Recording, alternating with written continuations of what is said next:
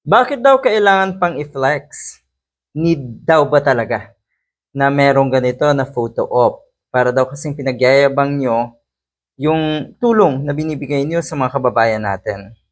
Pwede naman daw kayong tumulong kahit walang ganito.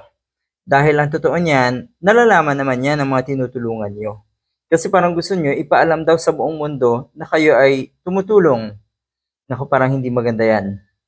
Hindi maganda yan. Ito ang sinabi ni Mariel Rodriguez. Nung Friday, nag-alert yung phone ko na may withdrawal sa bangko. Akala ko na scam kami. Yun pala, nag-withdraw siya sa savings para sa tawi-tawi. Galing daw sa puso, si Robin hindi nagbago. Hindi nasilaw sa kung anuman. Pinahanga ako. Hindi na daw nasilaw sa kung anuman. Unang-una nasilaw ka sa posesyon sa gobyerno na akala mo ay kaya mo. Aminado kang wala kang alam. Aminado ka sa una na hindi mo alam ang trabaho mo, ang magiging trabaho mo sa Senado.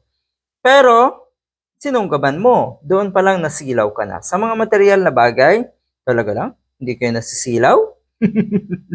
So sa ganitong paraan, ayan piniflex nyo pa nga eh. Piniflex nyo pa kung ano yung tulong na binibigay nyo sa kuno ay mga kababayan nyo. Natural, ano to eh, tawi-tawi. Diyan ka naman medyo kilala. Kilala ka ng mga tao dyan. I mean, alam ng buong mundo kung bakit ka naging Muslim at alam nila na ang prioridad mo ay mga taga Mindanao at ang mga Duterte. Yun naman yun eh. Napakasimple lang. Pero bakit ganito ang sinasabi ng mga netizens? Talaga lang ba na hindi mo alam, Ms. Mariel Rodriguez, na nag-withdraw ng pera ang asawa mo?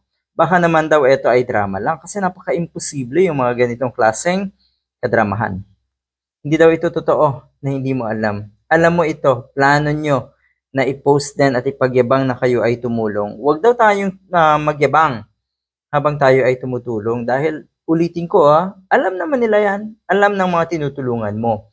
Parang gusto mong ipaalam sa mga kababayan natin na tumutulong ka kahit hindi mo man lang naman sila natulungan kahit kailan.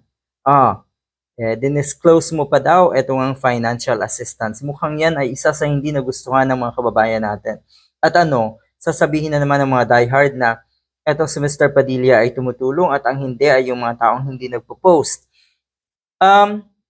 Di bali na daw na bobo, di bali na daw na tanga, ito naman at may ginagawa. Yan, kasi ang dapat nyong gawin para matabunan yung pagiging walang silbi nyo sa Senado.